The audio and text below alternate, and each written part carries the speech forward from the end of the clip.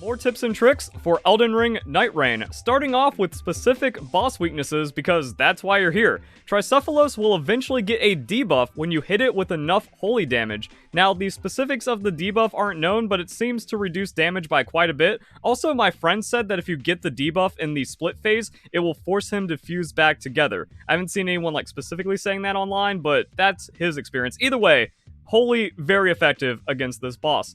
Poison. Also really good against Gaping Jaw because when poison gets inflicted, it forces him to throw up, which is a really big stun and a semi-free damage phase. They don't want to stand in the poison the entire time, but once you get out and get a good angle on him, yeah, that's just going to be free hits. Really, really good to stop it from rampaging, and sometimes it even cancels the command grab depending on the timing.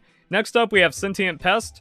Fire, strong against bug. So you hit with enough fire type moves and then you get a really good damage over time effect on a burn. So that can be pretty nice. Augur is easier to knock out of its big AoE sleep phase if you hit it with lightning damage and it causes a more powerful stagger. Madness will deal damage and stop the Equilibrious Beast from casting. Lightning damage on Darkdrift Knight might be the most important one because it stops him from using his most powerful attacks. Fire on the Frost Dragon reduces the Frostbite effect quite a bit, and then for the final boss, hitting it with Holy applies a debuff. Might be the same as Gladius, might be a little different. No one really knows for sure at this time, but Holy, not difficult to get. Use it against the final boss, GG easy.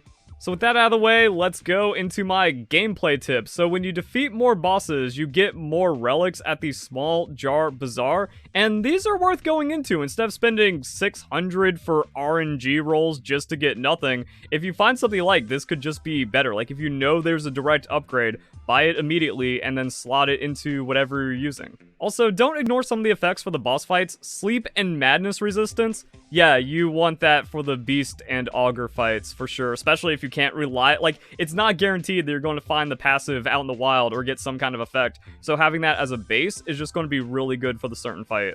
And then getting something like +2 strength, +2 dexterity is just good on a lot of classes and builds, and if you're running on Wilder, even better. And even though this isn't a tip, I'm going to show some Gamba. Wow! Okay, that's the best roll I've ever had. Did we get anything good? Restores hit points while art is active. Armament inflicts blood loss. Wow. Okay, I guess I'm a Guardian main now. Improve character skill attack power, reduction, bestial incantations with ultimate art raising max hit points. And then another Wilder effect. Okay, that was some of the best rolls I've ever had. Maybe video is lucky, I guess. And if you want the same kind of luck, like, comment, and subscribe, or be cursed with 500 years of bad luck in FromSoft games. Now with gameplay tips, I didn't talk about this in my first tips and tricks video because that video was more about, hey, getting comfortable with the game, slowing down, not getting too frustrated, and just learning the basics about how the game works. But I really didn't talk about how good the trees are for flying around the map, and that isn't something that needs to be explained to you where it's yeah, they're on the map, you can use them, and then they're going to help you fly around, but no, really use them, plan your route around them, that these are going to be one of the most important things because time is of the essence. There's not a lot of time to do everything you want. If you need to go around and get all the flask charges on the church and stuff, you really need to respect the quick travel and play around it. Don't go, even with that, it's too far away, so I'm not going to go for it. Nah, you go for it because the trees are busted. Next up, you really want to go to the camps that have the fire symbol on them. Now, there's two different kinds, but the ones that have the flame chariots are just a free boss kill. And that's because of the double jump. You just double jump up the back of a flame chariot and then you get the one shot. You might see other people doing this, but if you're struggling doing it yourself, it is a little finicky that you can't start off too far below, you have to be on even ground or starting from slightly higher ground. So if you're on the downside of a slope, you might not get it. And then you just have to mash your light attack as you're jumping up. There's no vaulting up to the top and then hitting the sweet spot. You just need to mash it as you're double jumping into it, and eventually it's just going to stick. That also means you should consider terrain and high ground to double jump onto it more consistently.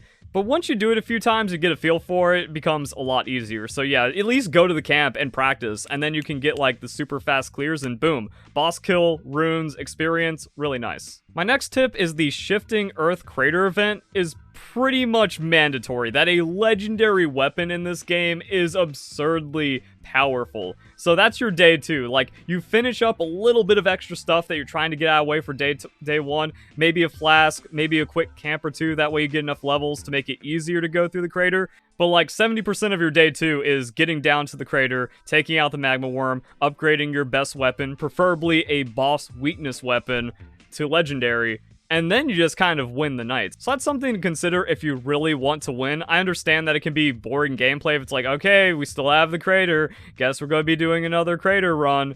But if it's up and you really just like need a win, crater is OP. It's one of the best events in the game, and it's also really easy once you have it figured out.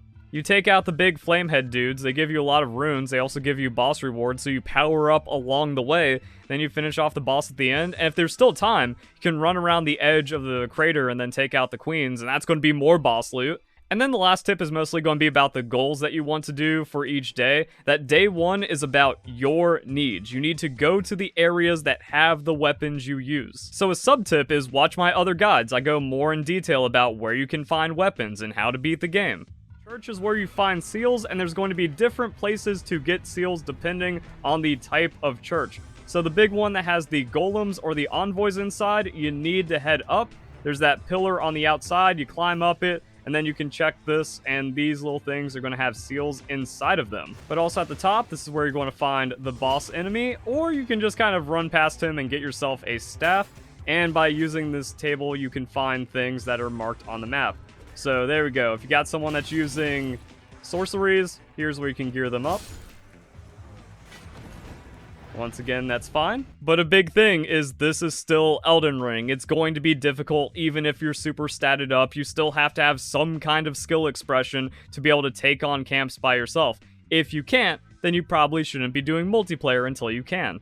It's not bad to split up if you can handle yourself and then get the gear you need first. Also, that means more runes for the team. But the big thing is if someone needs to get a staff at the fort, but you need to get melee weapons at a camp, that could slow the team down too much, especially like cross-mapping and running around the map. You also should get as many flask charges as you can, or try to like plan your route into that to where like maybe you only need to go to one church for day 2, and then it's just farm for day 1, so that way you have more room to progress and then snowball inside of day 2.